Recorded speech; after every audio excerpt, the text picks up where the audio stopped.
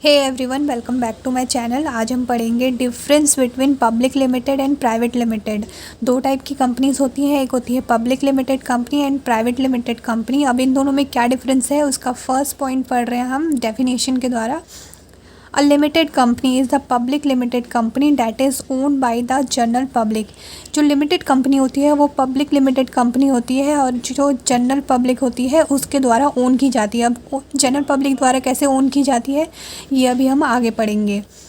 जो private limited company होती है, a private limited company is one that is owned privately by group of private individuals. जो private limited company होती है वो जो इंडिविजुअल्स होते हैं, जो प्राइवेट इंडिविजुअल्स होते हैं जिन्होंने कंपनी स्टार्ट की होती है। अब एक बंदा इसको स्टार्ट नहीं करता, ये ग्रुप ऑफ इंडिविजुअल्स होते हैं जो इसको स्टार्ट करते हैं, वही इस कंपनी के ओनर होते हैं। सेकेंड है term used at the end of name.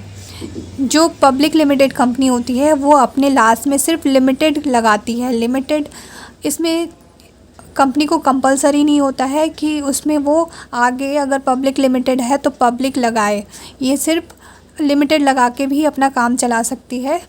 और जो प्राइवेट लिमिटेड कंपनी होती है उसके लिए कंपलसरी होता है कि वो अपने आगे प्राइवेट लिमिटेड लगाए, जैसे XYZ private limited company.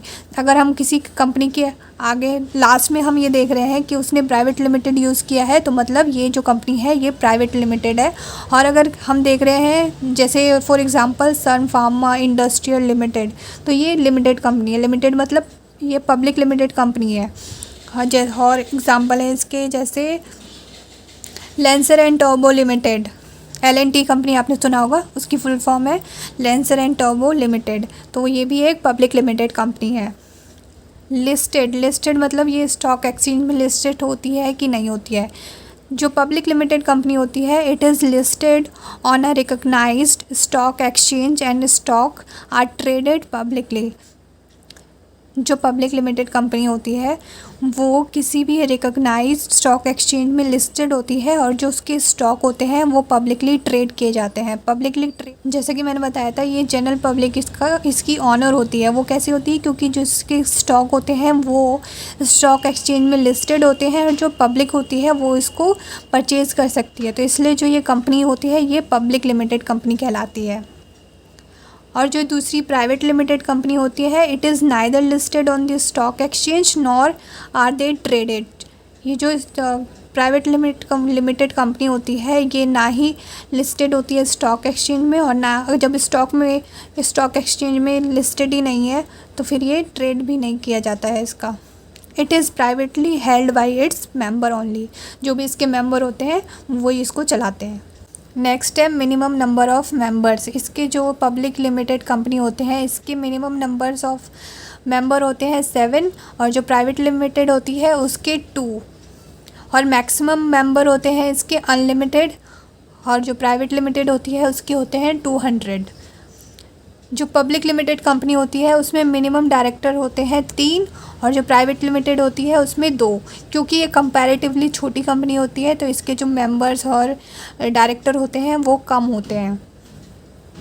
Minimum capital कितनी चाहिए होती है, इसमें होता है 5 लाख। पब्लिक लिमिटेड को 5 लाख चाहिए होती है और जो प्राइवेट लिमिटेड होती है उसको 1 लाख चाहिए होता है। इन्विटेशन टू पब्लिक का मतलब होता है जो शेयर वगैरह हम जनरल पब्लिक को परचेज़ करने के लिए हम इनविटेशन डालते हैं, वो हम पब्लिक लिमिटेड कंपनी में डाल सकते हैं, और जो प्राइवेट लिमिटेड होती है उसमें नहीं डाल सकते क्योंकि ये लिस्टेड ही नहीं होती है, तो इसको कैसे कोई परचेज़ करेगा। Issue of prospectus. जो प्रॉस्पेक्टस होता है वो एक डॉक्यूमेंट या इनविटेशन होता है जो लिमिटेड कंपनी होती है वो अपने शेयर होल्डर्स को सेंड करती है। शेयर होल्डर्स मतलब जो पोटेंशियल शेयर होल्डर्स होते हैं जो उनके शेयर्स या डिबेंचर वगैरह परचेज़ कर सकते हैं, उनको सेंड करती है। तो ये कौन सी कंपनी इशू कर सकती है, ये पब्लिक लिमिटेड कंपनी इशू कर सकती है और प्राइवेट लिमिटेड नहीं कर सकती है। Certificate for the commencement of business. जो पब्लिक लिमिटेड कंपनी होती है वो पहले इनकॉर्पोरेशन कराती है अपनी कंपनी का, और उसके बाद उसे सर्टिफिकेट भी चाहिए होता है अपने बिज़नेस को स्टार्ट करने का। उसी के बाद जो कंपनी होती है वो काम स्टार्ट कर सकती है। और प्राइवेट लिमिटेड में सिर्फ ये अपनी कंपनी का इनकॉर्पोरेशन कराते हैं और इन्हें जो सर्टिफिकेट होता है वो इसकी ज़रूरत नहीं होती है। नेक्स्ट है ट्रांसफ़र ऑफ शेयर्स।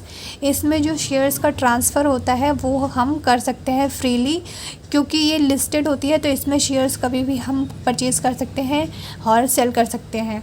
और इसमें जो जितना भी जिसका जितना शेयर्स होता है वो इसको ट्रांसफ़र नहीं करा सकता है, ये रिस्ट्रिक्टेड होता है प्राइवेट लिमिटेड कंपनी के केस में।